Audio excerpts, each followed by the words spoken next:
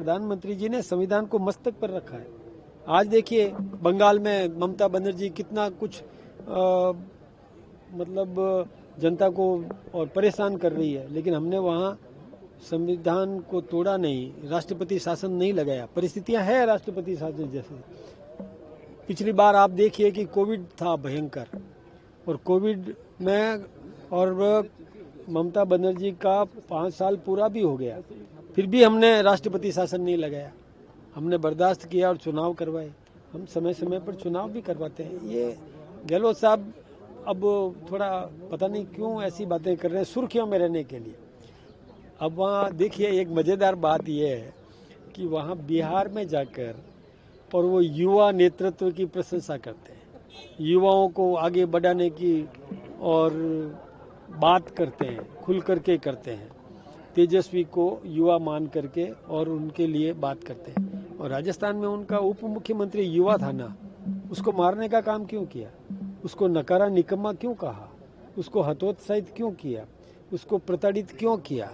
क्यों 5 साल तक अपने विधायकों को लेकर के, और कभी वो युवा जो उप मुख्यमंत्री लेके बैठा रहता था, कभी ये गहलोत साहब लेकर के बैठे रहते थे। अब वहाँ जाके युवा की बात करते हैं, यहाँ उस युवा को प्रोत्साहन क्यों नहीं देते हो? नहीं दिया, उसको मार दिया, खत्म कर दिया।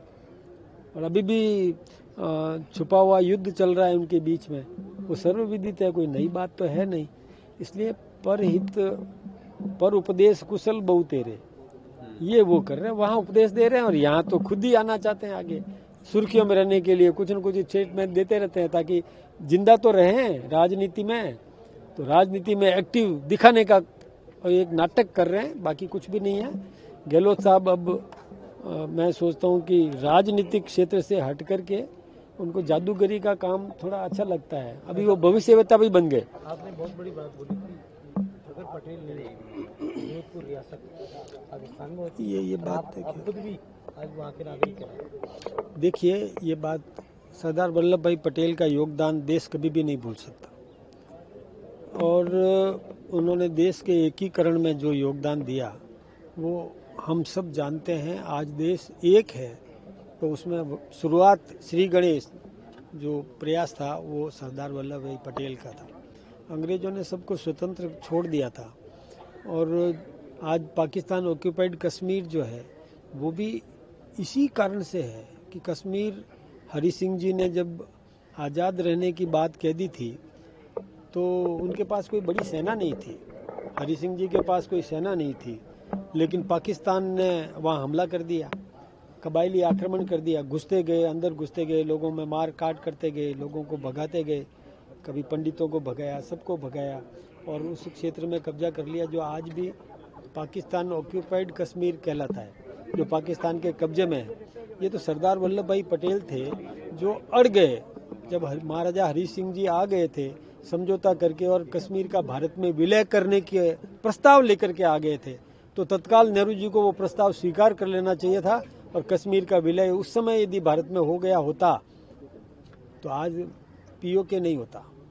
लेकिन जो पीओके चला गया, उसके बाद ये वल्लभ भाई पटेल थे जिन्होंने नेहरू जी को दबाया और कहा कि पूरा चला जाएगा, रोको इसको, तब जाकर के कश्मीर का विलय हुआ। और उसमें भी कई शर्तें लगा दी गई जो हमारे देश के प्रधानमंत्री नरेंद्र मोदी जी ने और हमारे गृह मंत्री अमित शाह जी ने उन शर्तों को और हटाने का काम तत्काल कर दिया सत्ता में आते ही। ये बहुत बड़ा काम हमारे देश के वर्तमान प्रधानमंत्री मोदी जी ने और अमित शाह जी ने और नड्डा जी ने, इन्होंने मिलकर के जो किया है वो कभी देश भूल नहीं सकता। जोधपुर का मैं इसलिए कि उस समय जोधपुर के जो हिज हाइनेस हरवंश सिंह जी थे, उन्होंने भी एक बार ये प्रस्ताव रखा कि नहीं, हम अलग रहेंगे, और अलग होते तो क्या दुर्गति होती उसकी कल्पना की जा सकती है। जो कश्मीर का नागरिक कल्पना करता है वैसे ही मैंने कल्पना की कि क्या होता।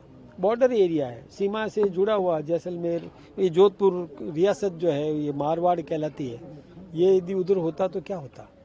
तो वो दर्द तो हमें है, क्योंकि वहाँ उस समय आज उस नागरिक का दर्द जो पीओके में बैठा है, वो दर्द का एहसास करते हुए हम भी पटेल का धन्यवाद देते हैं कि हम आज हिंदुस्तान में। भाई साहब, किरोड़ी लाल मीणा जी मैदान में उतरना पड़ रहा है। कई प्राइवेट हॉस्पिटल करते हैं। एक बात बताऊं मैं, प्राइवेट हॉस्पिटल्स को भी मानवता दिखाना चाहिए। मानव स्वभाव है, धन सब कुछ नहीं है। ये अस्पताल एक सेवा केंद्र है जो जीवन दान देने का काम करता है। अब उस अस्पताल में यदि धन के या पैसे या फीस उसको आधार बना करके डेड बॉडी नहीं देना, ये अच्छी बात नहीं है। मानवता का तकाजा है।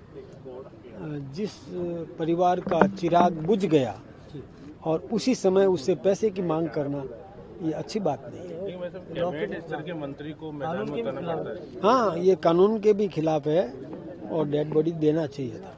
लेकिन वैसे विपक्ष हमेशा सवाल उठाता है कि सरकार का कंट्रोल नहीं है, मॉनिटरिंग नहीं है। आज किरोड़ीलाल मीणा जी ने खुद ने कहा कि कहीं ना कहीं कमी है मॉनिटरिंग में, उनको खुद को आना पड़ रहा है। देखिए, कहने को तो कुछ भी कोई कह दे, लेकिन सच्ची बात यह है कि सरकार ने एक व्यवस्था बना रखी है, कानून बना रखा है। उस कानून का पालन सबको करना है। कहीं कानून की अवहेलना होती है तो उस पर सरकार कार्रवाई करती है। इसलिए सरकार की तरफ से कोई कमी नहीं है, मॉनिटरिंग पूरी है। जहां ध्यान में कोई भी आएगी ऐसी बात तो कार्रवाई करेगी सरकार, करती है।